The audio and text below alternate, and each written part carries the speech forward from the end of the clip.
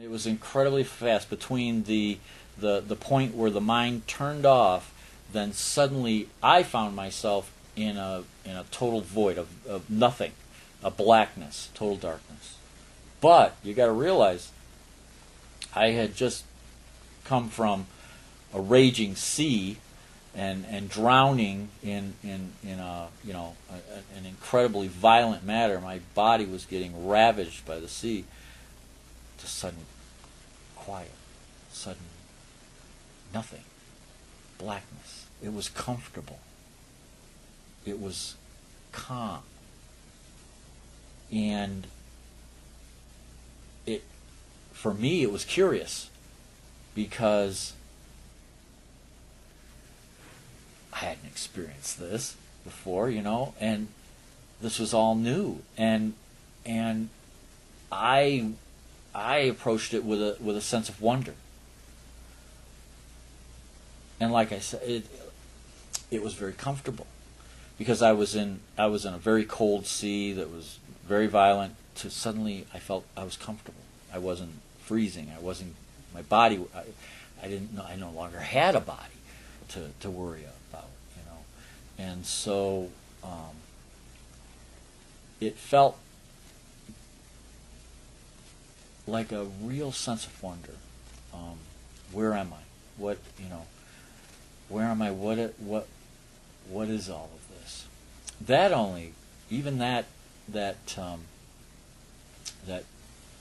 sense of what's going on. It took me. I hate to use the word time. It took me a little while to come to the realization that I had died. It was just a realization. There wasn't a lot of emotion attached to the fact that I had just died. And when I came back, I was a little ashamed of that because I kind of felt guilty that, boy, when I first realized I died, I thought, shouldn't I have been worried about my friends, my family that I'm leaving behind, what kind of suffering or whatever. I worried about that when I came back. But when I was in the void and I came to realize, boy, I'm dead, I'm not in Kansas anymore. Or I'm not on the west coast of California anymore. Then it was a realization. There wasn't any pro or con type of emotion. No, it wasn't negative at all. And it wasn't fearful at all. It was because I was in this comfortable space. There was nothing there. And I've heard some accounts where people have gone into that and found that incredibly frightening. Now, I think if you transitioned into death in a very peaceful manner and you found this total blackness, I could see where that might be frightening for someone. But it wasn't very long before I saw the light appeared, and it allowed me to move toward the light. I experienced the most fantastic event of my life and the most real event of my life. What happened was in an extensive NDE, what they call a near-death experience. I will talk just about a little bit of it because it would take too long for this. What happened was initially I found myself suspended and in a place where there was no place. It was just, I felt the presence of my body and a grayness or just suspension and nothing. And as I wondered about what was around me, I saw in front of me start to envelop this light that coalesced. Couldn't tell the distance to the light, but it coalesced as a ball. And I marveled at this ball because it was infinite. And it seemed to be the presence I was suspended in that actually took form in front of me. And I spent some time just gaping at this because there was nothing around this ball. This ball contained the universe. Somehow I knew that. And there was nothing, no dimensions, no time, no space, no thing. It was not something my mind could wrap itself around. And I recognized in retrospect, it had to take the form of the ball for me to discern it. The mind can only operate with distinction, what is and what is not. And so it made that distinction for me. And I'll describe what it feels like to not have a body, because I didn't have a body either. I was a floating sphere of awareness. That's the best I can do to describe it. But, you know, time and space are built right into our language. And so when I describe this stuff, it's going to sound like I'm talking about a progressive series of events.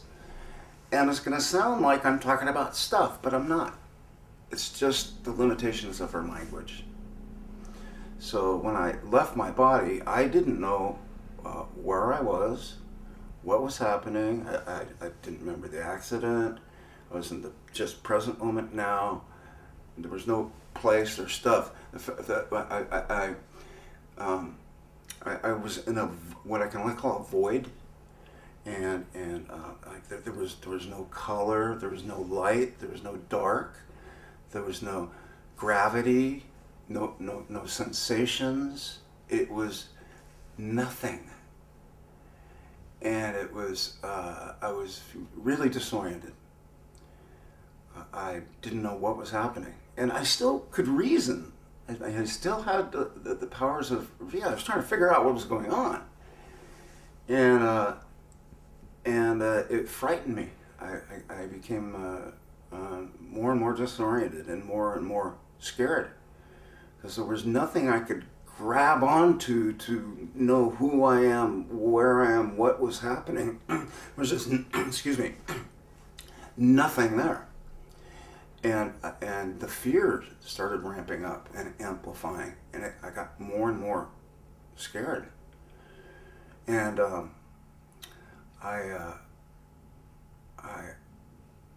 it started getting out of control. I really kind of lost it. And I remember having this distinct thought. I remember I could still reason and think.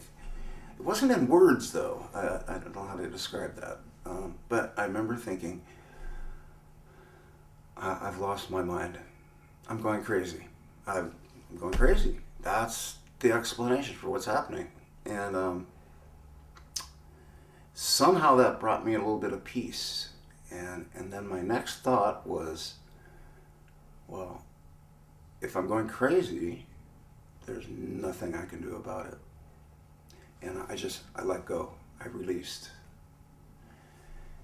And when I released, all that confusion stopped. Just stopped. And then the pleasurable sensations began. And it was replaced. It started simple, like contentment and peace, and then that started ramping up and compounding and getting more and more intense. And I'm a perpetual unfolding of now, and I'm a floating sphere of awareness, and it ramped up and up and up until I was in pure, utter bliss. Absolutely beautiful experience. I was working in the forest. I was cutting down a tree. I made a miscalculation, really grave error. And 5 seconds before the tree fell, I knew I was going to die. I just knew. And the tree just took off and hit me on the left side of the head, and I just went flying. What I noticed is that I didn't lose consciousness. I didn't feel death. Didn't feel myself dying. I felt no pain whatsoever. I just continued to exist.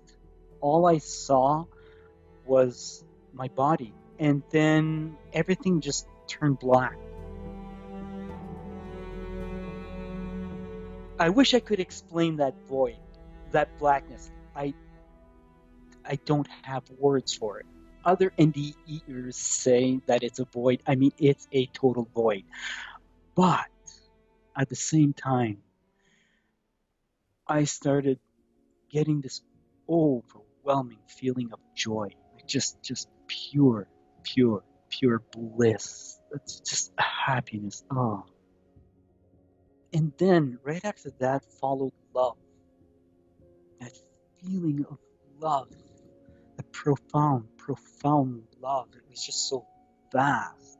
That was the greatest surprise in my world. I actually live on. I actually live on. I am consciousness. I live on. My body is nothing. It was nothing. The truth of the matter is that we know things when we're not here that we choose to forget while we are here. I make the analogy because I think it works so well. It's like when you're sitting in a chair reading a book that's a really good book that you're really involved in. Somebody could walk in the room and talk to you and you don't know they're there. Your focus of attention is not on the book, the story in the book. And you can get so preoccupied with that, you lose track of everything around you. You just tune all of that out and you focus on one thing. Similarly, you know everything about what your life's going to be like here. From beginning to end, you knew it before you got here, and you will know it again when you leave here. But while you're here, you're focused on it. And you're focused on each given moment in it. And when you leave here, it all comes rushing back, and you say, of course, yes. That, and it's also simple. It's very simple. What is your life like when you're not here? If you try to define it, you run into problems because it is so simple that it's best described in English as this. You are. Stop. The minute you say anything other than that, you're talking about something earthly. We don't have English for other things. And probably more important, everything there is simpler than what it is here, not more complicated.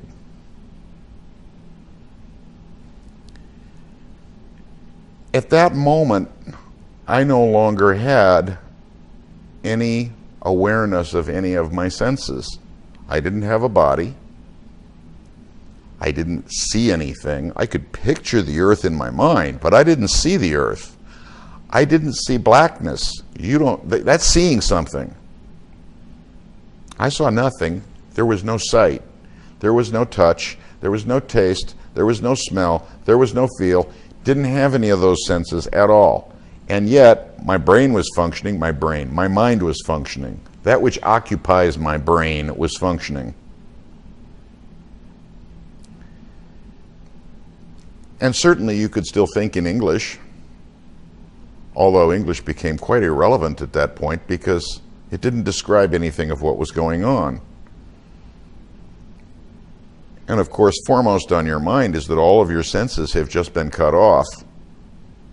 Well, not quite all of your senses. Your sixth sense is still working very well. I say still working because your sixth sense is working while you're here. It's one of the things that you choose to ignore to be here.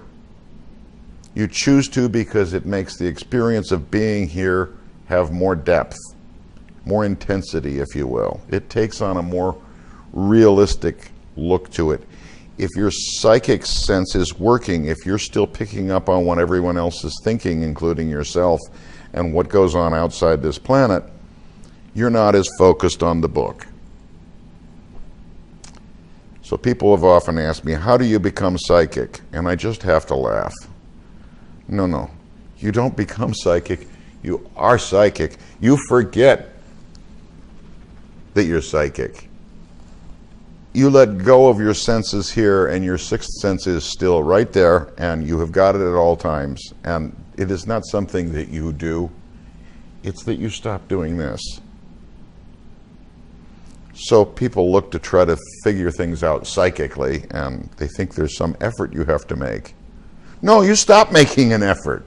It's the exact opposite of what you would expect. You stop thinking about focusing here. You stop thinking about your sensory input here. You stop thinking about a whole frame of reference of being here. Meditation is wonderful for this. it centers you, if you will, in source. You let go. Basically, people, when they tell you to meditate, they'll say, you just sit in one place, close your eyes, try and just ignore all sensory input and say, I am. Excellent. That is source. Very definitely. And don't be too terribly disappointed if you find that you cannot turn on the psychic charms and become the world's renowned psychic overnight, because you lose a lot of depth of what's going on here if you choose to do that.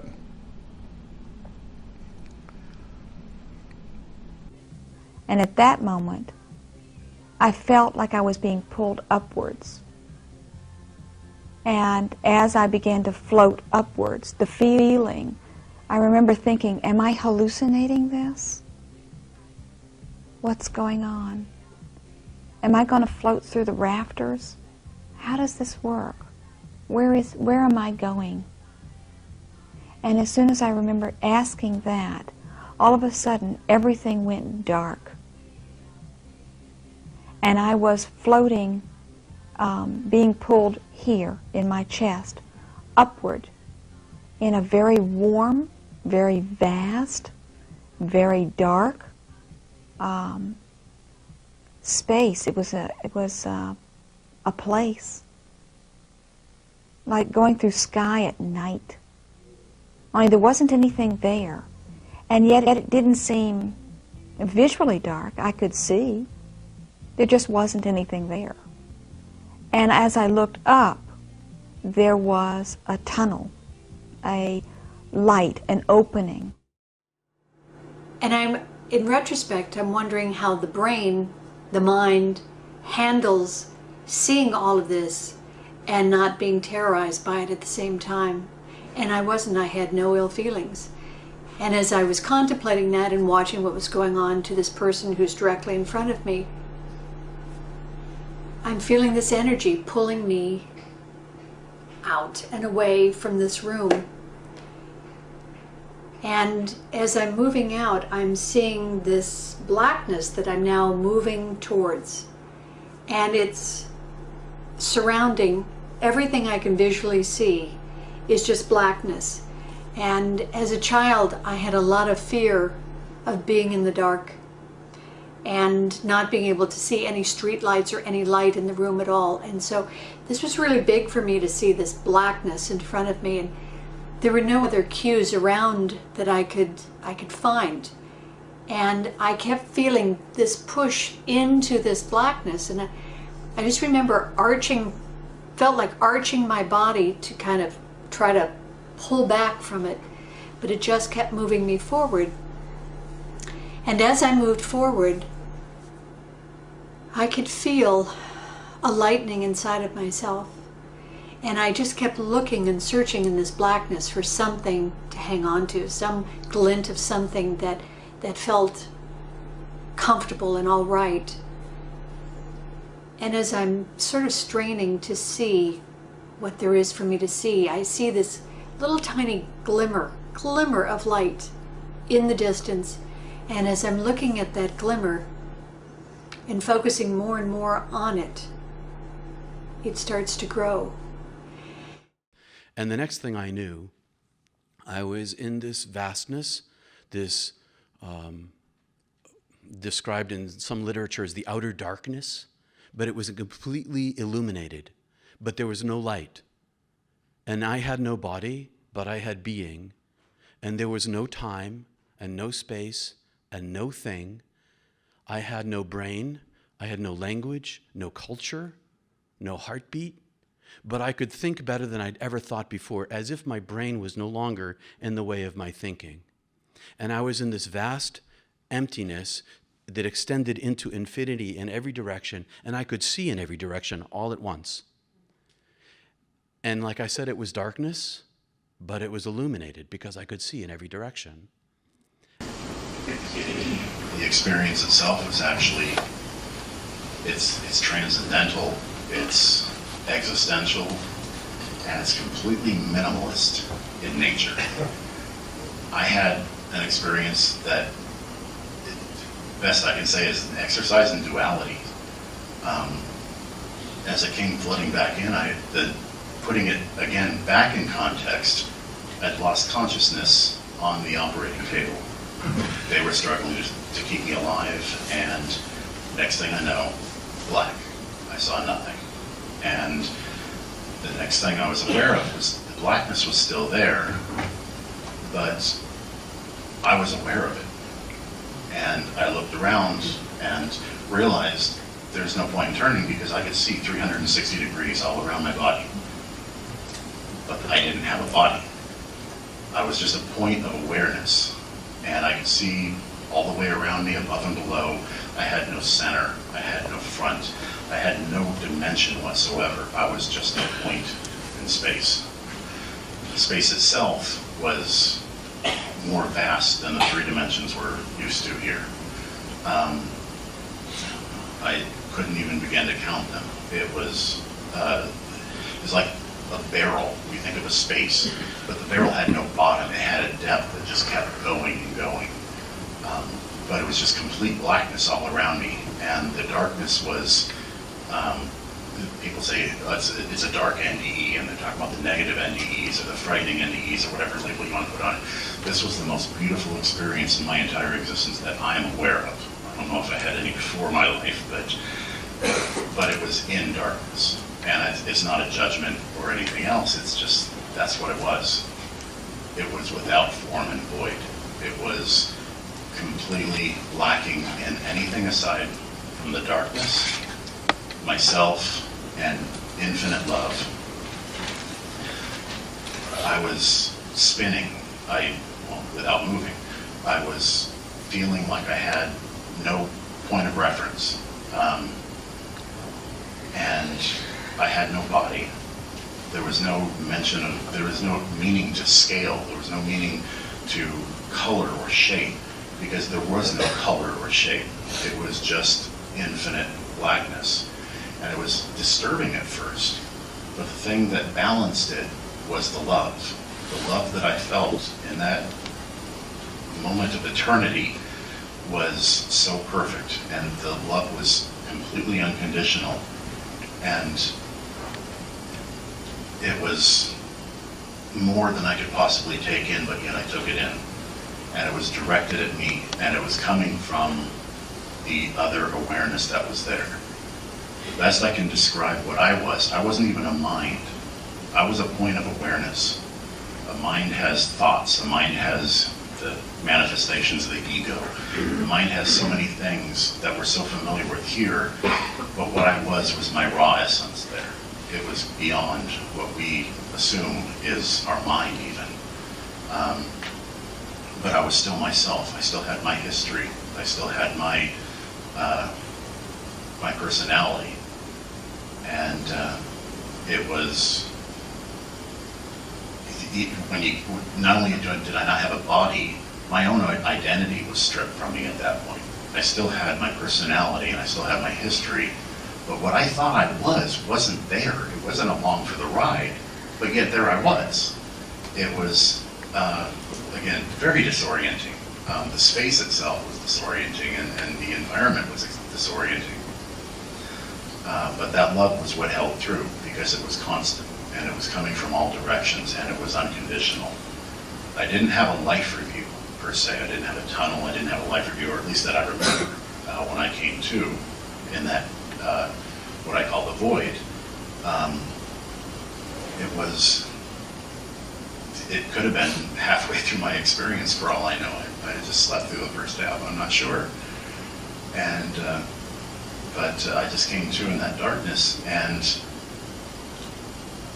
I was surrounded by this unconditional love. And I was aware that the darkness, not really the darkness, but I'll get to that later, was aware of me as well. I wasn't alone. The darkness felt like it was cradling me, like a mother would hold her child. And the mother doesn't look at her child, the perfect mother doesn't look at her child and see flaws. She just radiates it with love, and that's what I felt there. It was a very maternal aspect of God, if you will. That's the feminine aspect, the first part of my experience. And it's very dualistic.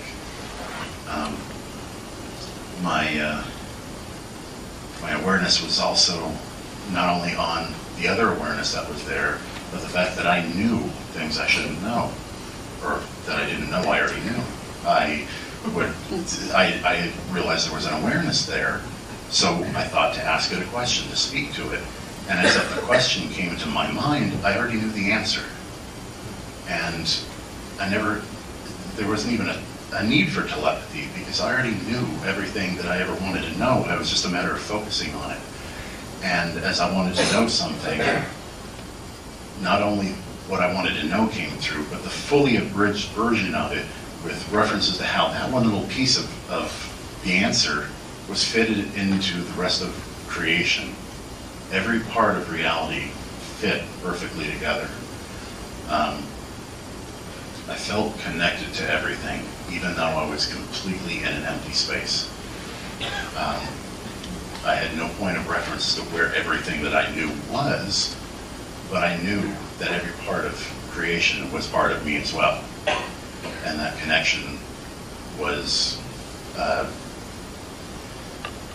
deeper than, I've likened it to a machine where each of us are cogs within a machine, and how the machine would never run perfectly without all of its cogs in place. And that sometimes comes off as kind of demeaning. Okay, we're just cogs in a machine. But no, it's each part is integral to the entire whole. Each part is the whole. And the parts in that darkness are so hard to explain, of what I did know, because I've lost so much of it. I think a lot of that information was just beyond what our physical, chemical, biological brains can hold. I don't think that information really fits within the 3 dimensions of our understanding of reality here. And so I just managed to pull through a little bit that I managed to glean onto.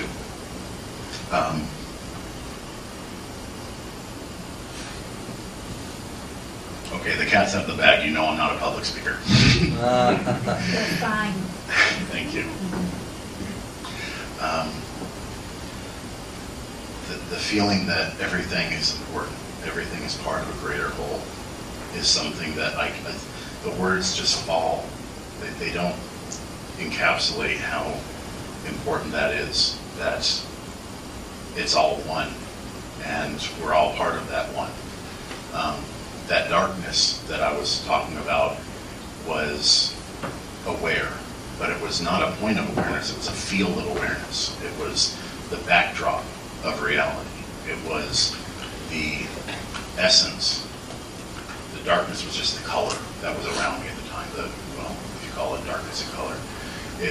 The darkness itself wasn't what was holding me. It wasn't what was cradling me. It wasn't what was loving me, and it wasn't the source of the information. It was that field of awareness. For lack of a better word, I'll call it God. Unfortunately, that comes with a lot of baggage, because people have meaning behind that word. But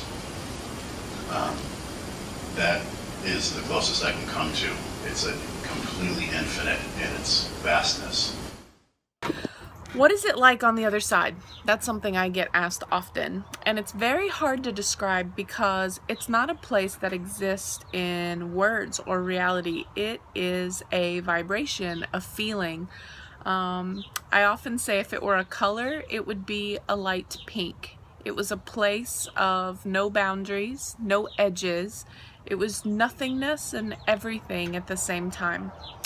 I remember that I was aware that I was awareness. So right now, if you were to realize, look down at your feet or your body, you can tell that you're looking out through a set of eyes. You are awareness through a set of eyes, but you have a body. You can look down and see your body. I was awareness looking out, but there was no body. So I was awareness, viewing everything. And the most amazing part of it is there's no fear, there's no worry, there's no lack, there's no pain, there's no anger, there's no separation. There's only everything. There's oneness, there's love, there is pure, positive energy. It's just unlimited love is the best I can think to explain it. Next thing that I recognized was that there was this pulling feeling. Even though there was no body, it was as if I was being pulled upward. And yet there was no up or down or left or right. It's very hard to explain, but there was just this complete speed about it, and these sounds that were like popping sounds, but they weren't external for me, they were me. So intense and so loud. I describe them like firecrackers and guns going off at the same time, so loud, and just pop, pop, pop, pop, pop, pop, pop all around me, and this speed that the soul or this formless thing that I had become was moving through. I didn't see a tunnel. I hear many people speak of seeing a tunnel. That was not my experience. I went from this significant speed and intensity and vibration and this popping sound to nothing. And I was in this darkness. Everything around me was dark. It was like I was black. I became that. But it wasn't scary. It wasn't this terrifying, dark, scary thing. It was just like I had imploded into this color of nothingness. There was no fear. I didn't feel alone. I didn't feel left behind. I didn't feel trapped.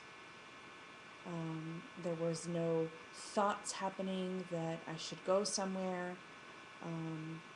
There was no desire, if you will, to seek anything. I just became nothing. And just like that, it was like I blinked or a lens came down over my face and I was gone. I was out of the room. Now, at this point, I opened my eyes in what seemed like a flash, like it was really almost like a blink. And I am in absolute, it's a void. It's like it's nothing, but it's everything. And this feeling that I have is I am in complete and total oneness. And in this place, this is where it gets really, really hard to try to describe each piece because it all blended together as one. But I had this feeling that wherever I was, one, I didn't wonder where I was. I didn't worry about where I was. I didn't even really have much recollection about the physical body that I just came from. I had a sense of self. I knew who I was, that I had an individual sense of self. I remember that.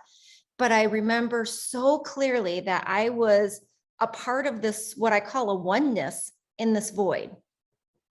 Now, I call it a void, but the better way to describe it is like it's a void of anything that isn't complete.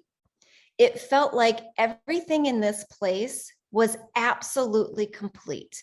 Everything that was to ever be known all existed there. Every soul experience, every soul was absolutely a part of this, and any experience that any of us have ever had through any soul experience was all accessible there. And it was a place of absolute knowing. And just like the time didn't exist when I was back in the room, but hovering over my body, time didn't exist here at all either. But it felt like I've tried so hard to find the words to describe some of these pieces because we just don't have a vocabulary for something like this. We don't live our day-to-day lives feeling at one with everything. We don't walk past our mailbox and feel like we're one with the mailbox. It's just not the way we live our lives. So we don't have a real vocabulary to describe these kinds of experiences. But it was as if I was one with everything, and that there had never been anything but being one with everything. And because of that, it felt like, and it gave me this sensation that I could look through the eyes of every single soul that had ever existed through all time and through any experience ever. And that all I had to do was just shift my awareness to something and I would be able to know it. Now, as I was picking up this like sensation that I was connecting to something so big, I wanted to know everything. I remember wanting to know this and wanting to know that, because there was still this part of me that had my individuality. And then there was this part of me that was connected to this oneness, to this everything. And I couldn't ask a question. No matter what I would try to do, I couldn't form a question. All I could do was be curious about it. And it feels to me that when I reflect back on that, the reason I couldn't form a question is because there, everything was already known. It would have been impossible for there to have been a question, because if there was a question, that would mean that something's not answered. And in this place, everything was answered. Everything was already known. Every outcome already complete. And as I was taking this in, I felt myself expanding, if you will, as I was taking in all of this knowing. The last thing I could hear was my chest, my heart pumping in my head really loud. And at that moment is when something amazing happened. I went from this state of absolute horror to a state of absolute and complete peace.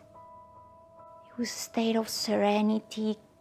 It was just nothing to fight for anymore. It was just peace. I also experienced the state of absolute silence. So it was what I call the silence behind the silence. For me, time and space vanished, and I could be anywhere at any time. There was not limitations of anything. You could actually feel and know everything happening with everybody. And in, again, just a flash, I appeared in a realm that was made of absolute, pure, bright light.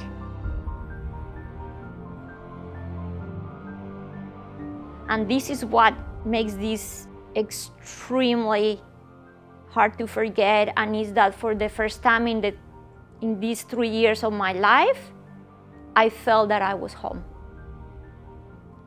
So it was the sense of like, oh, I'm finally home. Actually, this experience was more real than this reality. And I felt that I was being welcomed. At that moment is when the sense of self started to dissolve. And I started to become one with the whole. Beyond this, I experienced what I said to people is the sense of non-self, or the sense of nothingness. There's no sound, there's no color, there's no movement, there's no meaning, there's no description. At this point, there was not even thought. It's like all that was gone. You just complete a state of oneness. I became existence itself.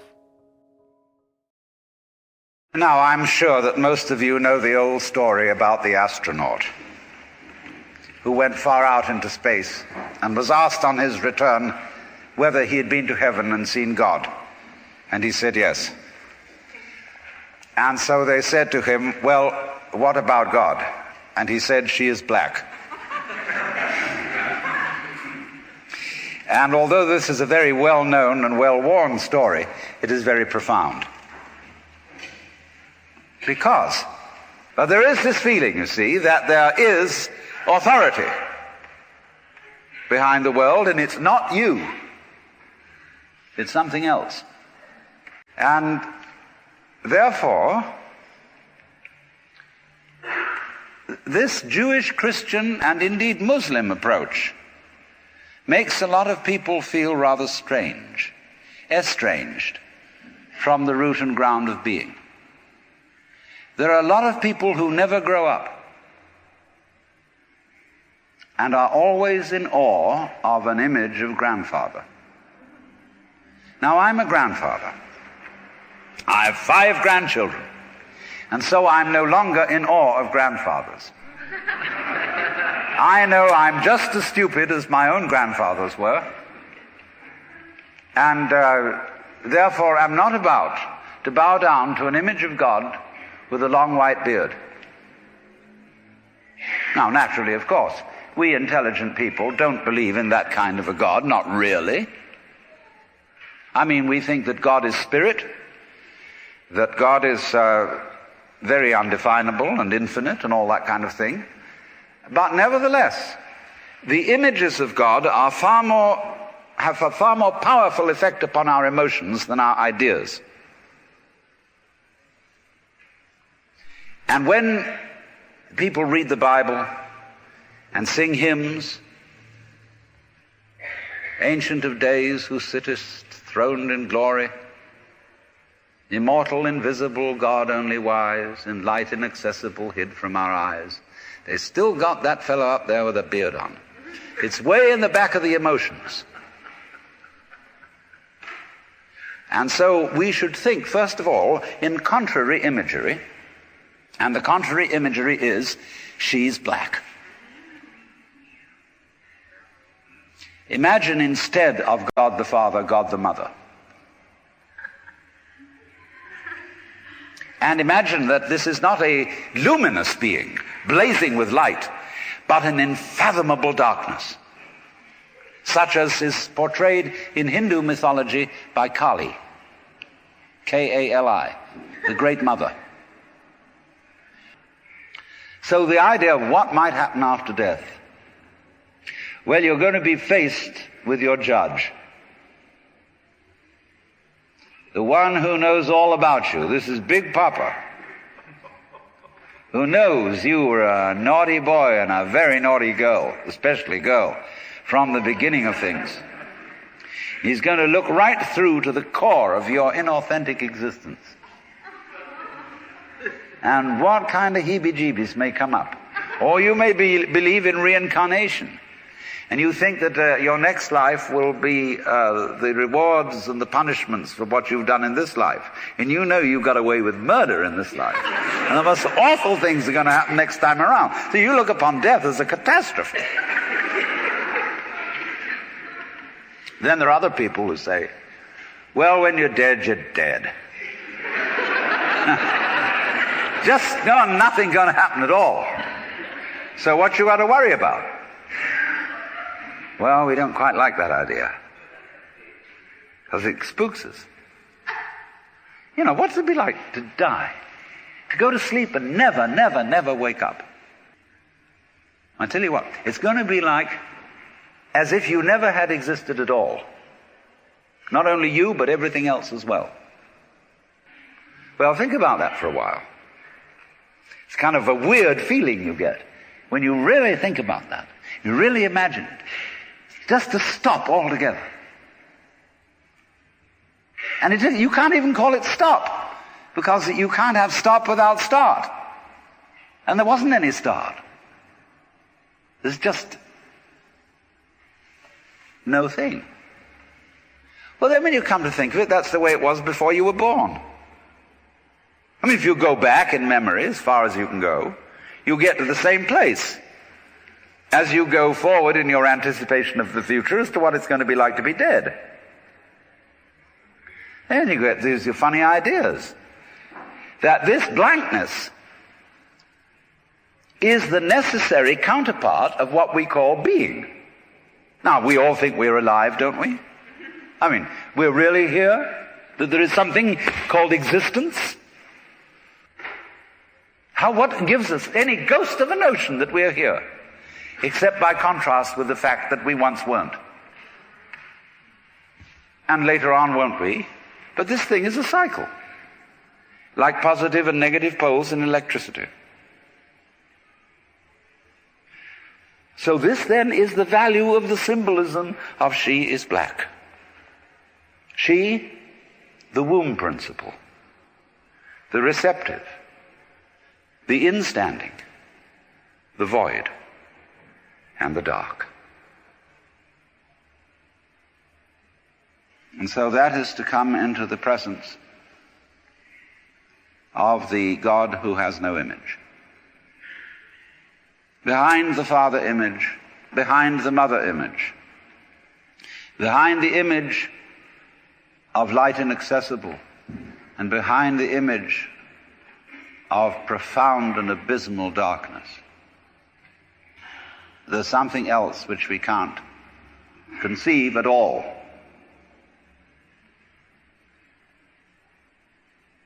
Dionysius the Areopagite called it the luminous darkness.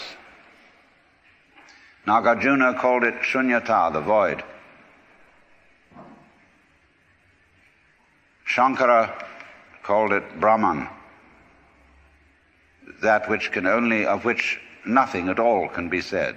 Neti neti, beyond all conception whatsoever. And you see, that is not atheism in the formal sense of the word. This is a profoundly religious attitude, because what it corresponds to practically is an attitude to life of total trust, of letting go. When we form images of God, they are all really exhibitions of our lack of faith, something to hold on to, something to grasp. How firm a foundation, what lies underneath us, the rock of ages, or whatever, ein feste Burg. But when we don't grasp, we have the attitude of faith. If you let go of all the idols, you will of course discover that what this unknown is, which is the foundation of the universe, is precisely you. It's not the you think you are. No, it's not your opinion of yourself. It's not your idea or image of yourself. It's not the chronic sense of muscular strain, which we usually call I. You can't grasp it. Of course not. Why would you need to? Supposing you could, what would you do with it? And who would do what with it? You can never get at it. So there is that profound central mystery. And the attitude of faith is to stop chasing it. Stop grabbing it. Because if that happens, the most amazing things follow.